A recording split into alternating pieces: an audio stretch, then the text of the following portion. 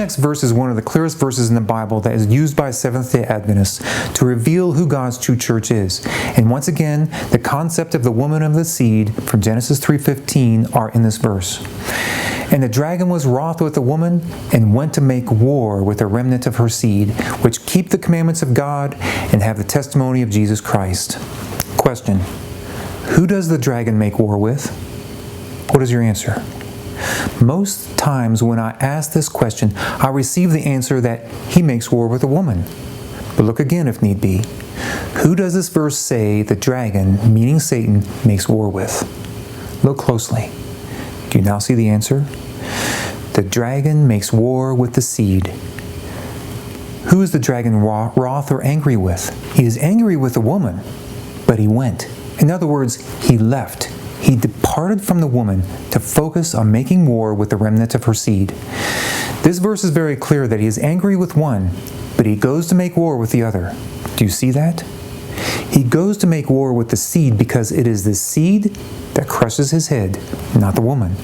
It is the seed of the woman, Abraham's seed, who are Christ's, who have put on Christ, and who are in Christ and reflect his full character in keeping and uplifting his commandments, who proves Satan to be a liar by overcoming as Christ overcame.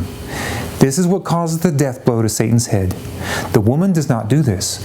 The seed does, just as the Bible and the Spirit of prophecy tells us. So Satan focuses on the woman's seed. He goes to make war with and to ultimately destroy the seed. For years we've been teaching that the woman and the seed is the corporate Seventh-day Adventist church structure, and that they are one and the same. But the truth is, only the woman signifies the corporate Seventh-day Adventist church structure, not the seed.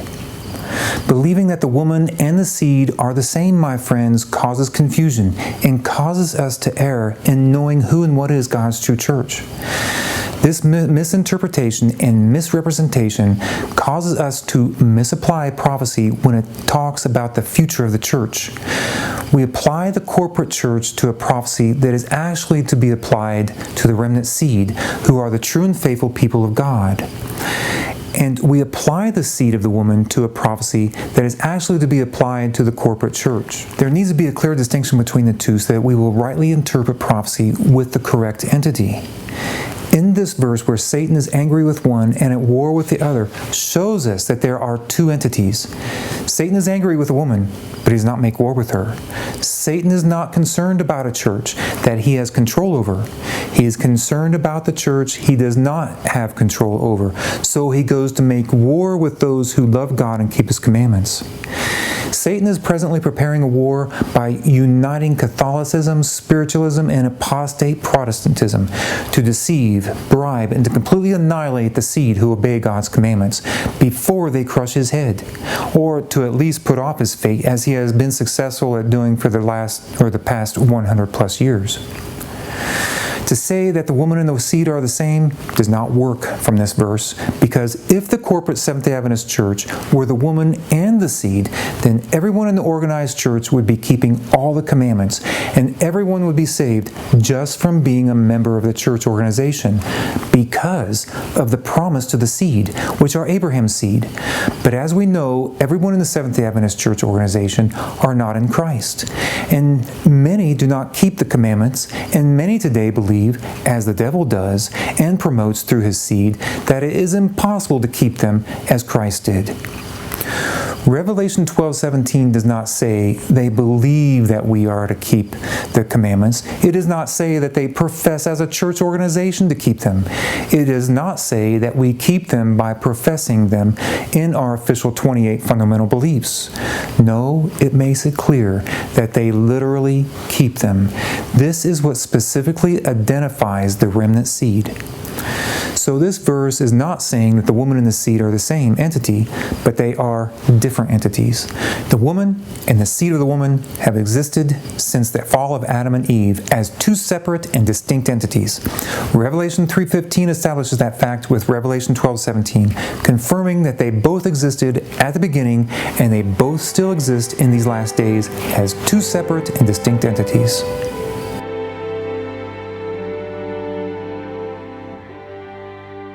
There's one body and one Spirit, one Lord, one faith, one baptism. And other sheep I have, which are not of this fold, them also I must bring, and they shall hear my voice, and there shall be one fold and one shepherd. And this spake he not of himself, but being high priest that year, he prophesied that Jesus should die for that nation, and not for that nation only, but that also he should gather together in one the children of God that were scattered abroad. The bottom line is, there is and always has been from the beginning only one true church on this earth and throughout the universe. The church in this world and the church in heaven are the same church, and there is no other. The church on earth and the church in heaven reflect each other. They both have the same government, Christ being the commander-in-chief, and both reflect the character of Christ. Here are a few quotations that are very direct and to the point, saying that there is only one true church while describing the remnant seed, which is Abraham's seed. God has a church. It is not the great cathedral, neither is it the national establishment, neither is it the various denominations. It is the people who love God and keep His commandments. Where 2 or 3 are gathered together in my name, there I am in the midst of them. Where Christ is, even among the humble few, this is Christ's church. For the presence of the high and holy one, who inhabiteth eternity, can alone constitute a church. From the beginning, faithful souls have constituted the church on earth. Those who keep God's commandments, those who live not by bread alone, but by every word that proceedeth out of the mouth of God, compose the church of the living God. Should we continue to ignore these quotations, never referring to them because they do not fit what we believe and have been taught all of our lives as to who God's true church is? These quotations make it clear that God's true church, Christ's church, is not the great cathedral, the national establishment, the various denominations, but God's true church is people who love God and keep His commandments, where 2 or 3 are gathered together in His name, where Christ is among the humble few, where the presence of the high and holy one who inhabits all eternity is, faithful souls that have been on this earth from the beginning, those who live not by bread alone, but by every word that proceedeth out of the mouth of God. These quotations do not do away with woman, which is the Seventh-day Adventist church. She is the visible church, organized by God for the purpose of structure and organization to be more efficient in doing the work He has commissioned her to do. The Seventh-day Adventist church is God's true church, but it is not the true church in the sense or context of being the remnant seed or Abraham's seed. The Seventh-day Adventist church was organized to be the continuation of the movement that began with the apostles and with the early reformers. It is the movement that the true and faithful are to be a part of, to be the tool that God uses to be more effective in accomplishing the work of vindicating His name and in proclaiming to the world the 3 angels' message. But if this organized church chooses to continue down the path of no longer being a part of this movement by embracing the apostate Protestant evangelical theology and rejecting the truths of Christ, His apostles and prophets, who choose not to proclaim the 3 angels' message, then the remnant seed will have no choice but to continue the movement without her. And to a degree, they already have. Satan has come in the corporate church and twisted things around so much that now people see her as being the church where as long as you are a member of her and a supporter of her, then you are guaranteed to arrive on the heavenly shore. Except it is obvious that it does not work that way, and those who continue to choose to believe this deception may be forever lost in the end. The purpose of the church that God organized is to effectively produce the seed that crushes Satan's head. But to our demise, Satan has to a large degree successfully come in the church and taken over with his seed in order to stop the crushing to his head. With Satan's seed becoming more and more predominant in the church and in leadership positions, the church's ability to produce this remnant seed has been extremely impaired.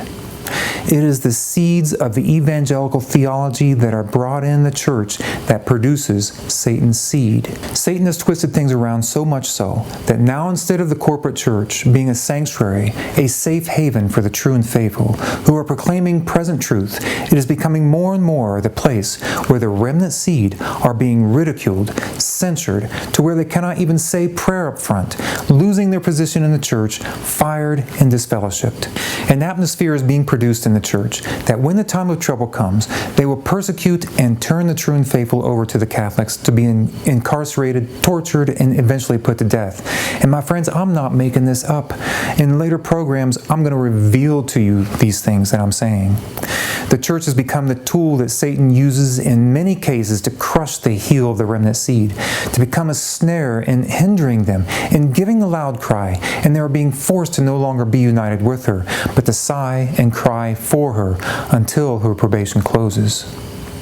The woman and the seed are both referred to as the church throughout inspiration, but they are two different entities with two different characters, different purposes, different past, present, and future, and different prophecies. The remnant seed, who are the true and faithful, only constitute Christ's church, God's true church, and it is the church that goes through to the end. It is the church that receives the promise of Abraham to go into the promised land, which today is heaven. The woman, the organized church, has a special purpose, and it is to fulfill that purpose, and if she does not, then others will take her place, just as what happened with ancient Israel. The corporate Seventh-day Adventist church is not going to be transported to heaven. Abraham's seed, the seed of the promise, the remnant seed, who love God with all their heart, mind, and soul, who keep His commandments and the faith of Jesus, they are the ones who are transported to heaven by Christ Himself. History is repeating itself, my friends. The fate of ancient Israel will be the fate of modern Israel, only intensified. When probation closed for ancient Israel, and she was thoroughly purged, what was left was the true and faithful Christians. When probation closes for modern Israel, and she goes through the purging process of the time of trouble, all that will be left is the remnant seed. They will be the comely woman who will be the bride of Christ in Zion. John saw Christ on Mount Zion with the 144,000 having His Father's name written in their forehead. They are those who are now submitting their whole heart to Christ, to allow Him to come in to purge their hearts of self, sin, and worldliness. They bear the signet of heaven. They reflect the image of God. They separate themselves from all iniquity and forsake every evil way. They trust their case in the hands of Christ. While they work out their salvation with fear and trembling, God works in them to will and to do of His good pleasure. They stand before the whole world, the wonderful truth, while receiving opposition. While receiving opposition, they cling to the promise that they are sons and daughters of God. Therefore, they have Christ formed within them, the hope of glory. The 144,000 are not the corporate Seventh-day Adventist church. The 144,000 are the remnant seed, the seed of Abraham, who are Christ's. If you want to be a member of God's true church today, if you have a strong desire to be one of the 144,000 or to be accounted with them in the end as part of the special resurrection, then strive to be the remnant seed. Submit fully to Christ and allow Him to be in your heart always. Be in Christ. Put on Christ's character by allowing Him to work in you to cleanse your heart of all sin and unrighteousness. And may God bless you in this intimate endeavor with Him. Please click on the red subscription button below. It really helps this ministry when you do that. And click on the bell to allow notifications so you never miss a new video.